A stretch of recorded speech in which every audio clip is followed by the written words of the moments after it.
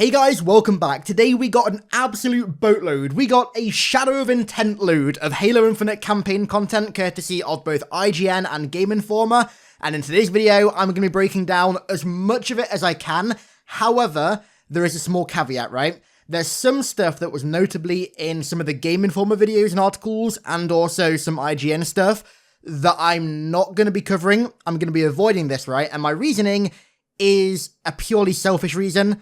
I don't want to spoil too much of the campaign for myself. Yes, I want to make as much content in as much detail as possible, but first and foremost, I'm a Halo fan who is just beyond excited for this game and wants to experience it as fresh as possible when I first play it. So there will be some stuff that I won't be covering. Bear that in mind. You're free to go and watch those videos if you want to. All the super spoilery stuff I'm not touching because I just want to experience this game fresh for the first time when I get to play it. I don't want to be playing through it and be like, oh, I saw that in a video and I saw that and I recognize that and I knew about that already, right? So with all that out of the way, let's begin. Okay, first off, let's break down this massive IGN article by Miranda Sanchez, of whom's gameplay was also in their gameplay video today. So she said that in Infinite, Chief seems older and more tired. This is Chief without Cortana. And then, in contrast to that, the weapon is really bubbly and enthusiastic, whereas the pilot is rather anxious and wary. And they said as well that it's a relief to see this kind of characterization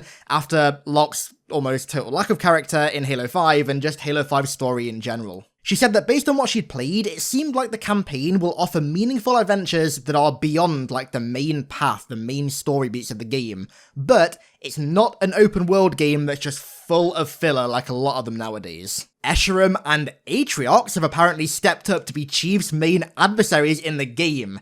In the bits of the campaign that they played, the banished goal for Zeta Halo is unknown, which is rather interesting, but regardless of that, Chief's main goal is to thwart whatever they're planning, while also rescuing the Marines. Now, Atriox been mentioned there, a bit more on this later, but I am seriously hoping we get to see Atriox in game. That is an absolute dream right there. She didn't see much of the pilot in their playtime, but granted they only played the first few hours, which is rather interesting. Now, what happened to Cortana after Halo 5, whether she's been destroyed or not, remained a mystery during their playtime. And also, this kind of story arc takes a backseat to the larger fight with the Banished, however, it is still very much present and it interweaves with the story. Now, what's interesting is the weapon was meant to delete herself once Cortana was defeated, and clearly, the weapon is still here. So that leads me to believe that Cortana isn't defeated. All we know about her is that she was at some point at Zeta Halo, and then something happened, then Chief got blown into space, and apparently even in the game, Chief won't give an explanation as to what happened with Cortana. Now, that's either because he genuinely doesn't know, or because he can't remember. But I will say, this is a very interesting narrative choice, as Miranda says. Normally games have the player's knowledge be either in parity with the character they're playing, or have the player know more than the character. I feel like very rarely it's the opposite way around, where the character knows more than the player but won't reveal it, so yeah, that should be quite an interesting way to tell the story, but I'm intrigued. She said that the few Chief and Cortana moments in Infinite were, and I quote, an emotional gut punch, which is sounding like some serious Halo 4 stuff right there. She also said that Infinite is delivering a meaningful story for legacy fans, which she also says is a promise that she really needed it to fulfill after Halo 5's story missteps. Yep, me and you both, I think there's a lot of us who think that. However, she does say that Infinite isn't, contrary to what 343 have said, isn't going to be a great starting point for new fans. The best parts of the first few hours of the campaign apparently relied on prior knowledge, and she said that the game is made with returning Halo fans in mind over accommodating new players.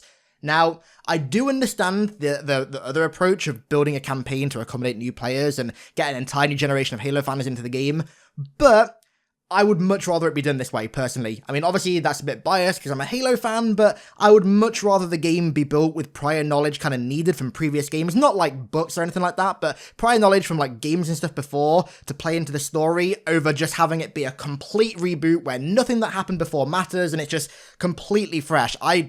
Honestly, I would have been fine if they did the whole accommodate new players thing, but I do genuinely prefer this route. So it sounds kind of weird, but I actually like this criticism. It sounds weird. Okay, moving on to some open world details. She says that Infinite is a mix of both old and new Halo. There are encounters in ship corridors, but then there's also sections where you're driving to whatever part you want of Zeta Halo. It's not true open world. It has large sandboxes to explore, but these sandboxes are segmented so you can only access certain parts at a time, which to me kind of sound like pseudo levels in a way. They're larger, more expansive levels. Now, these sandboxes are in fact large island chunks of Zeta Halo, with chasms of space in between that can't be crossed at the beginning of the game, but can be connected by bridges or traversed with air vehicles. Zeta Halo is littered with UNSC forward operating bases that you recapture from the Banished, allowing Marines to spawn there, and allowing you to spawn stuff and also act as fast travel spots. We knew that already, and they also give you Valor. So, we finally have some information about Valor. Valor isn't a currency like we thought, rather it's a point-based tracker of how much ground the UNSC has gained on Zeta. The more Valor you get, the more tools you get to spawn at forward operating bases, so in a way, Valor's almost like a campaign-specific progression system, which I really like. Here we have an actual look at this progression system, and I gotta say, it's pretty cool that there are also Marine variants that you can unlock alongside like weapons and vehicles when you progress through the Valor. I really hope that like the highest tier of Marine is like Chips Dubbo or Sergeant Stacker, both geared to the teeth with like rocket launchers and hydras and shotguns and stuff. I think that'd be really cool, but yeah, it's cool seeing this progression system, and seeing like as you go through the game, as you do like more of the optional stuff in the campaign, you can get more geared, you can increase the power of these FOBs, and you can actually progress through something, which is cool. Miranda did say, though, that earning Valor and reclaiming the Halo from the Banished, so capturing FOBs and taking down outposts and stuff, seemed entirely optional. So if that's the case, theoretically, you could literally go through the entire campaign and just, like, leave all the Marines captured by the Banished, don't destroy, like, a single Banished outpost, let them all just vibe on the Halo and enjoy it, whilst you just, like, go and work your way through the main story. That could make for, like, quite a memey run through the campaign, honestly. Maybe I'll do that at some point. Could be quite fun. The weapon is the only one who actually gives Chief commands. She calls out enemy attacks, notable objectives, and also opportunities to further put a dent in the Banished forces if she, for example, spots a small Banished camp or a UNSC distress signal, for example. Apparently, in her time playing the game, the weapon called out a UNSC camp that was on a cliffside that had a sniper, an audio log of what happened at the camp, and other various gear that she used to then find and kill the Banished who had captured the Marines that were once at that camp, which is so cool. I love that environmental storytelling there. It's like those little tiny, almost insignificant stories that are weaved into the environment that just make it more replayable and just give it more identity. I like that a lot. And then on the flip side, the quiet moments were really good as well, thanks to Zeta Halo's wildlife, like the Zeta groundhogs, as she says. And you can see in the back here, there's this brute just like vibing, going for like a woodland walk. You know what? I'm a fan of woodland walks myself, so Mr. Brute, Craig number 2 over there, I don't blame you, son. Enjoy that walk. One of the larger side objectives, however, were Banished facilities, and one of the objectives, for example, was destroying power sources at the facilities to shut them down.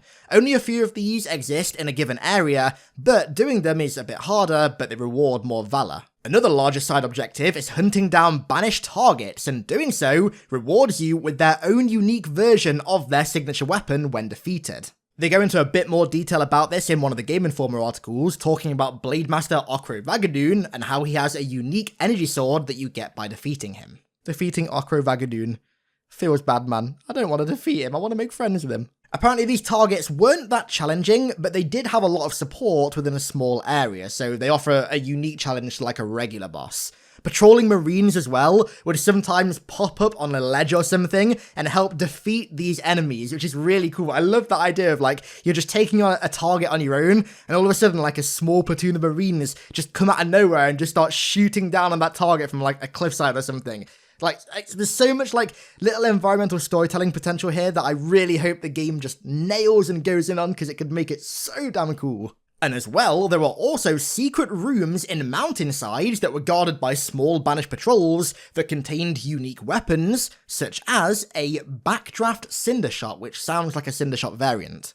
Other Easter eggs included collectibles like audio logs and armor for multiplayer that are marked on your map because they're considered gear that has been captured by the Banished. Dude, imagine going to a Banished camp and finding like I don't know, a recon helmet just sat on like a bench or something. You can take it and unlock it. That is really, really cool. I was hoping that we'd get more armor unlockable in campaign for more things than just like challenges or completing the game on legendary, and that sounds perfect right there. There are also banished audio logs and audio logs as well for other inhabitants of Zeta Halo that will help fill in gaps in the story. Other inhabitants. More on that in a minute. And then finally as well, there's skulls as well that have to be hunted down in a classic style, and they're quite hard to find. You do have a scanner that you can use to scan the environment, which helps a bit, but the skulls are apparently still very hard to find. And then they said that there are still some pretty cool Easter eggs that they're keeping secret. That to me sounds like a Mr. Ruffle Waffles moment, and now that Milo's becoming a Halo YouTuber, oh, that goes together like peanut butter and jelly.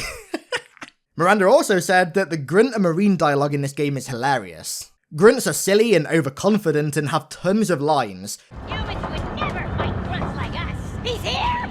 One grunt, for example, apparently talks about being the banished Minister of Propaganda, which is rather interesting. And then also, Marines are really confident and excited to be in the action and to see Chief as well. And she also said that one of the Marines she encountered had the time of his life when he ran into a secret cave and claimed a special weapon for himself. Also very cool that AI interact with these Easter eggs in a similar way to the player as well. Apparently there are no puzzles or tasks that are unbecoming of a character like Chief, who's a super soldier, which overall I like, but I will say if there's no puzzles I'll be a bit sad. I'm a massive fan of like Resident Evil and their take on open world, and honestly, I mentioned this a bit later in this video, but the open world in this game sounds kind of Resident Evil 4 to me, which is like my second favourite game of all time.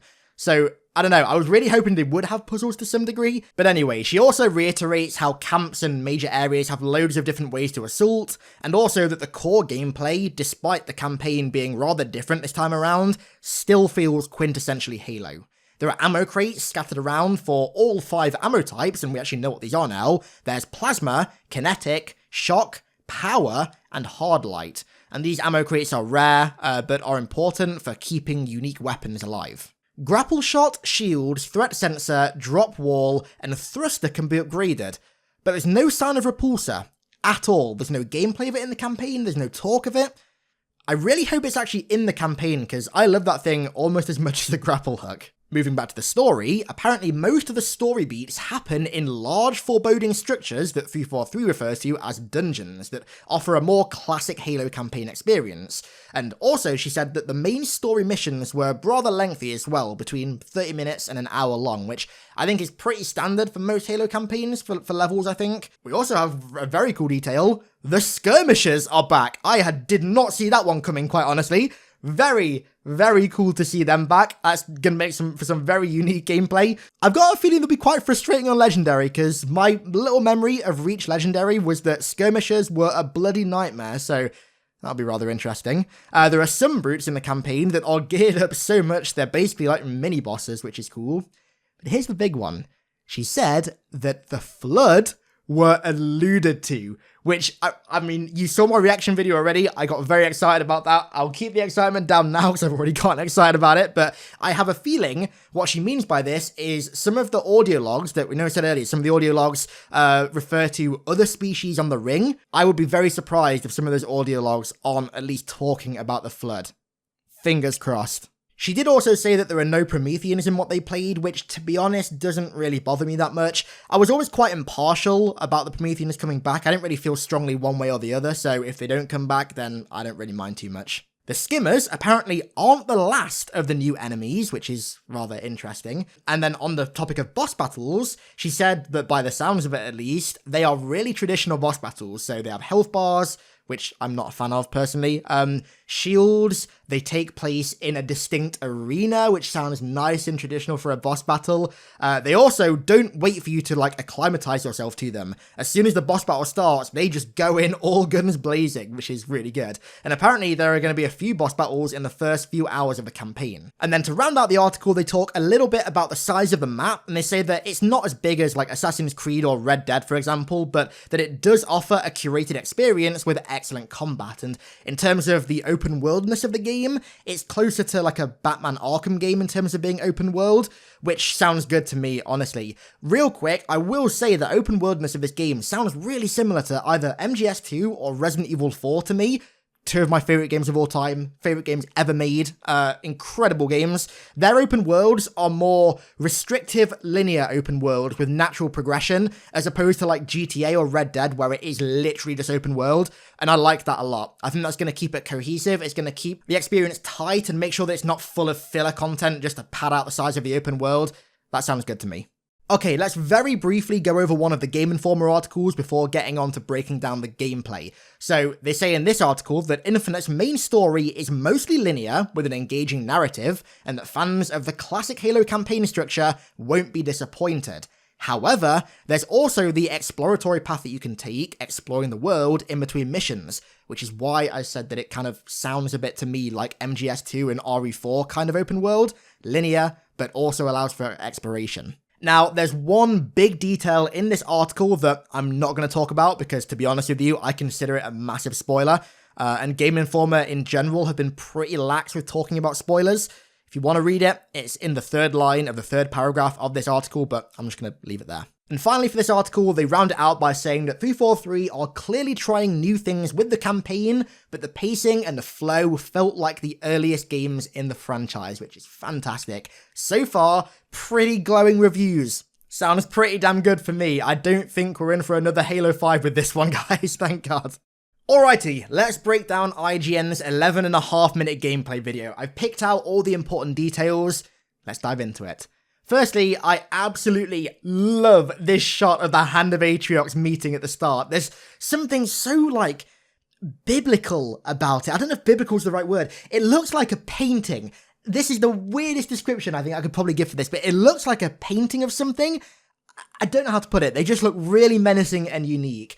And then here we have another shot of this roundtable discussion that they're having. I cannot wait to see these guys in action. We got a shot of what looks to be the full map here, and I gotta say, regardless of what they say in the article, the map still looks pretty damn big. You can also clearly see the different islands, and it looks like they're going to be connected via light bridges here, which is very, very Halo. We all love our light bridges, right? Here we have another shot of Escharum, and we have a very clear shot of the fact that he's missing an eye here.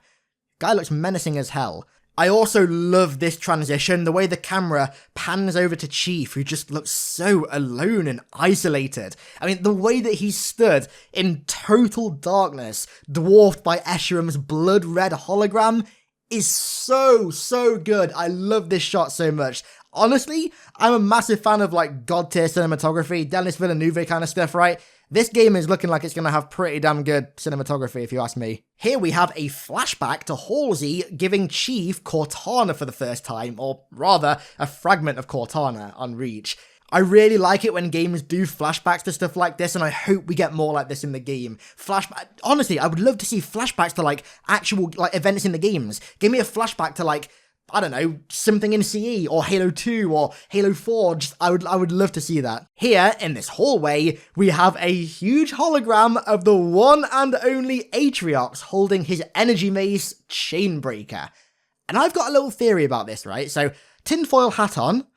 Typically in Halo, holograms are traditionally like actual models of characters in the game with an effect applied to them to make them look like a hologram, with also a few little things changed as well.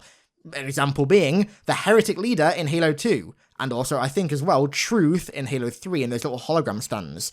Now, if this is still the case for Infinite, that means that for these holograms, 343 probably had to create a full in-game model of Atriox, and there's no way if they had to do that, they're only going to use him for holograms. I seriously hope that, like, the thought of an Atriox boss battle, oh my god, I don't want to kill him, right? Don't get me wrong, I don't want to kill Atriox, right? But I just want to see him in a first-person game so bad. I really want to see him in a first-person game. Moving on, this shot looks like it's at night, or at the very least at dusk, and I gotta say, a little bit disappointing. I was really hoping that nighttime was actually going to be really dark, and you were going to have to rely on, like, visor mode or something, or a flashlight to get by, but this just looks like daytime, but, like, ever so slightly darker. Fingers crossed it does get darker than this. Here we have our first look at UNSC audio logs, so you guys know what you're looking for now when you play the campaign. And it also looks like when you find an audio log, it gets added to that database. No surprise there. There also appears to be a fusion coil variant here, a shock coil. This here on the map looks to be what a marine distress signal looks like. They show a few more of them here as well. This bit right here, I love this kind of animation slash transition into a cutscene with the weapon, the way that she walks off Chief's hand onto the... It's so cool, so fluid. I also love that it looks like here that the Banished have occupied the wreckage of a UNSC frigate for their own. I assume that's why it's red. Very, very cool. This grunt here, right, looks like he's doing a very similar dance to the dance that the grunts did in the Halo Reach New Alexandria nightclub Easter egg, if you remember. And the room also looks quite similar in its layout to that nightclub as well, so maybe they brought back that Easter egg? I'd be down for it. This hangar here looks like where Chief lands in the E3 campaign gameplay from a few months ago.